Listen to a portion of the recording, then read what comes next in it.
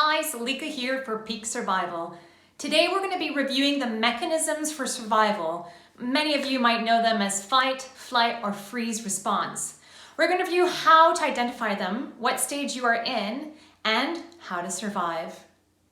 With me today is Thor A. Rain, who has a master's in cross-cultural psychology, a first aid for feelings trainer, and a pain and fatigue specialist from the Helpful Clinic. So, Thor, thank you so much for being with us today. And, right now we're going through a lot as a society Yeah. globally. And, I would love for you to talk through, understanding these mechanisms of all these emotions and feelings and everything that people are going through at this time. Yeah, so thank you for having me. I think it's great to talk about sort of really understanding what's going on for us biochemically. So we as our culture, so globally, we're going through a threat situation. And what happens when we are under threat is that our survival response kicks in.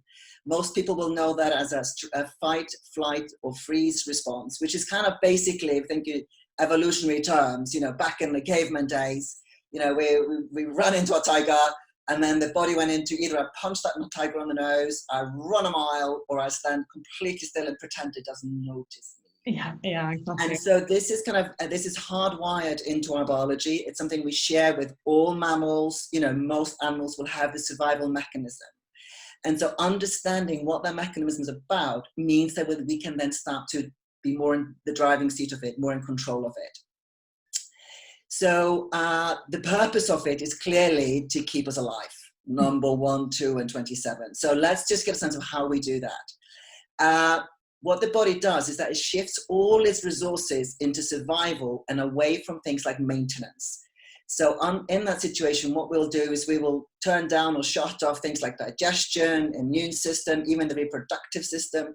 Those kind of systems become much less important because frankly, you might not be alive to really benefit from them in the future. Sure. And all the resources get diverted to your heart, your cardiovascular system, to your muscles, particularly your big muscle groups and your breathing, to allow you to muster up the strength to then, fight your way out of the situation or run as fast as you can. So like if you think about a burning building, you really need a lot of power to actually get you out as safely as possible.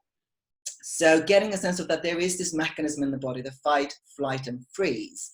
What can then be helpful is to understand the impact this has on our thinking. Mm-hmm. So my favorite brain scientist talks about the brain as a 3-scoop ice cream. So this is Professor Linden of Johns Hopkins University in Baltimore. And he talks about the brain being like this because if you think about the cone of the ice cream, I imagine most people have had like a 3-scoop ice cream that's in a cone. The cone is basically anything from the neck down.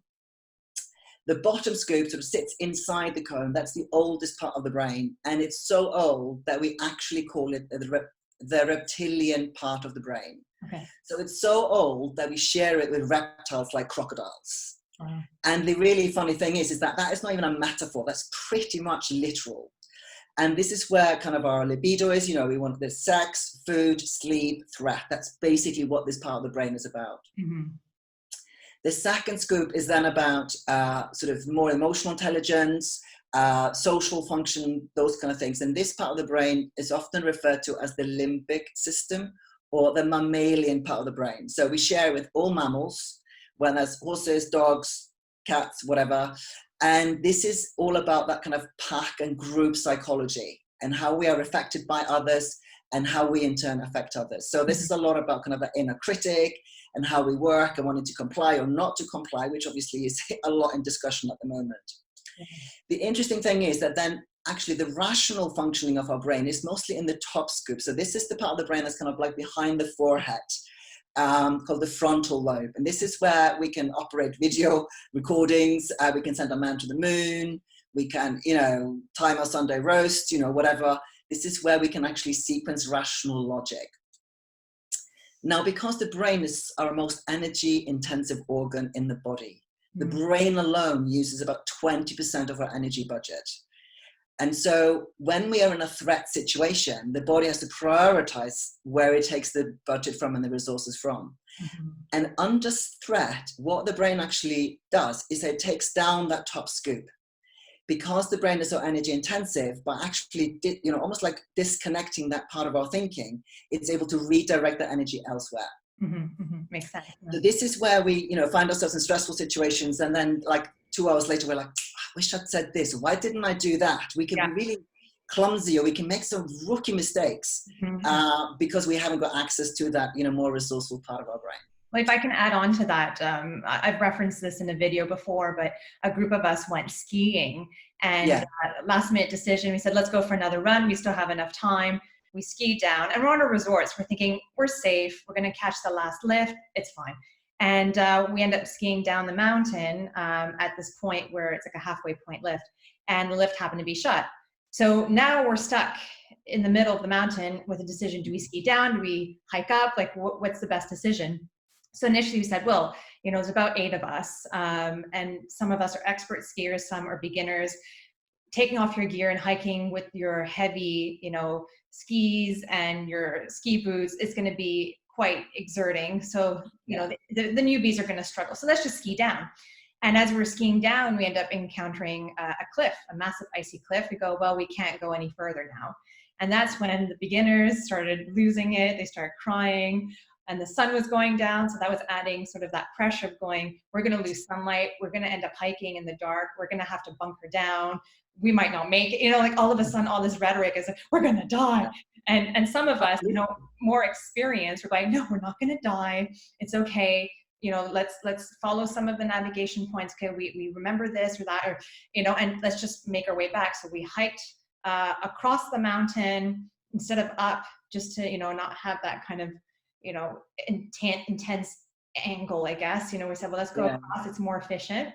And if we continue across, at some point, we'll probably find some better terrain, we'll find safety, and if we have to, we'll take a bus or taxi back. And that's exactly what happened. It took a couple hours. We were hiking in the dark at that point. Some of us had head torches, some of us didn't, so we had to carry the group. But within those 2-3 hours, the variety of skill set became very apparent. We had one guy who's a military sniper, and he was, sharp. I have some survival experience, so I was trying to keep the rest of the group, calm. And then you had the people that were in constant panic, getting worse and worse every hour that went by. So it was very interesting as an exercise to see how quickly, the brain responded to this minor threat. And at that moment, actually, that could have been, there was an unpredictable threat, because if you've been stuck on the mountain, overnight, you might, depending on the health, resilience of the individuals involved, you might have started encountering hypothermia, those kind of things could have become an issue. So it is that kind of, it's really highlighting that the fact that there were people in the group who had those strategic resilient skills and were able to keep their top scoop kind of engaged, were able to help navigate and steer the group as a collective through to a safe destination. Absolutely, because if everyone was at a panic level right away, series of decisions would have been increasingly more dangerous, and you make 1 or 2 bad decisions early on in your journey, and that is sometimes the difference between life and death. It really is. And I think we often like to think of ourselves as being intelligent, resourceful, we're kind of on it. But actually, this is all part of training, or how we've, the things, the life experience we've had before. So interestingly, the military sniper, had a lot of experience. So this is like, it's like if you're going to lift a lot of weights, if you've been in the gym, benching, whatever, for months or years, sure, no problem. But if you've never done it before, then, you're going to buckle under the load. I think also what's interesting here is that, when the threat level is like this much, we can still hold on to that group scoop. So we can still work together as a group. If you then increase the threat level, chances are we'll also lose that group scoop, and we're down to crocodiling. Or that, where the crocodile is basically, we're operating from that function and we start turning on each other. So it's really interesting that we often think that that's down to personality, but actually in my experience, it's much more down to being able to manage our stress response, because we've all been in a situation where if somebody presses our buttons hard enough, we will say the most ungodly things to our nearest and dearest. I mean, I challenge anybody to not have had that experience. We've all been there. Exactly. And then when our group scoop comes back online, we go, oh my, so embarrassed. I can't believe I said that, Yeah. So it's easy to assume that we'll all be cool and collected, but actually it's not when we're, when we're really up against it that it really shows up. So in terms of my tip for what can be really helpful here, that sort of the first number one tip is actually to practice working with your breath. So your breath is absolutely, it's like the gears in your car. The breath can actually guide you either into hyperventilation and crocodiling, or the breath can actually bring your systems back more in alignment. So you move out of that heightened adrenal response, you bring a little bit of the sort of more maintenance response into play, you get your top scoop back online, and the breath allows that biochemistry to shift. So if you speak to, Olympic athletes, Arctic explorers, they will all have done extensive work on their breath.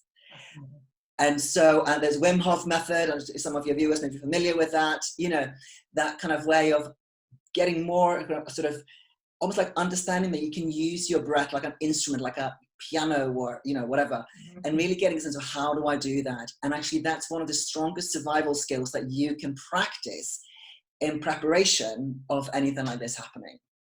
Yeah, I mean, we've talked about this in the past, between ourselves offline, but stress can be an ally, and the adrenaline response can give you these temporary superpowers.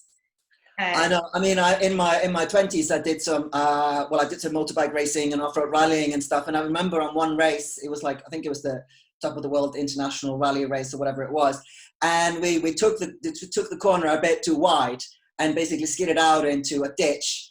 And anybody who knows rallying will know that you don't exactly have tools in the car. All we had was a jack and a spare tire. So between the two of us, we had to basically dig the car out with our bare knuckles and hands. And I tell you what, under normal circumstances, I would not have been able to do this. But because clearly we were up against the clock, this was a stressful situation. Not only were we able to go underneath the car and dig it out, basically, we were then able to lift, or not elegantly or gracefully by any stretch of the imagination, but we were able to scooch the car back onto the road or onto the gravel, and take off. And I mean, we didn't come first, but we didn't come last. So, Hey. And there is no way without the power of the adrenaline we could have done that. And I think this is where a lot of media is about not getting stressed, being all of that calm and all the time, but actually stress can be a vital ally and can absolutely make sure that we stay alive, or in less traumatic circumstances get back on the road and complete the race. So having a healthy respect for stress and seeing how can I use it, how can I work it to my advantage, so that I can then channel it. Because also, like, for example, when you were hiking down that ski slope, carrying lots of kit, people in various different states, being able to channel your adrenaline to support your way through that is actually a skill like any other. And I can add on, we did take breaks. A few of us, we're used to carrying mini first aid kits and these little, sort of energy drinks or protein bars, things like that. So half of us on the group had some hydration, we had some snacks. So we made sure at key intervals to sort of bring down the energy, take a break, come back to breath. I practice yoga, so I know exactly what you're talking about in terms of being able to center in breath. And it's free. It's something you can practice, and it's so effective. And those moments with the group and reconnecting, was essential.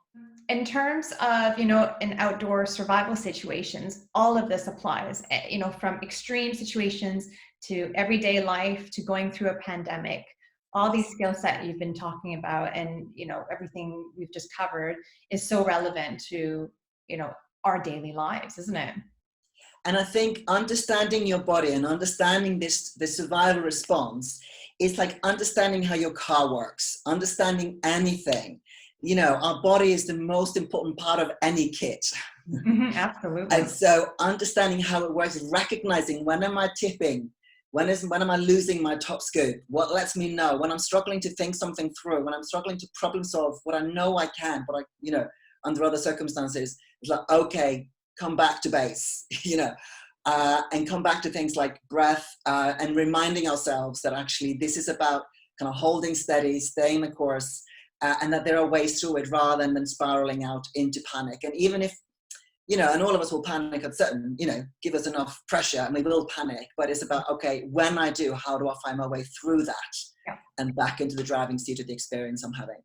Fantastic. Well, Thor, thank you so much for joining us today. And for the viewers out there who are interested in more information, I will post a link below to Thor's website and additional resources. Again, thank you very much. And for everyone else, stay tuned for more videos from Peak Survival.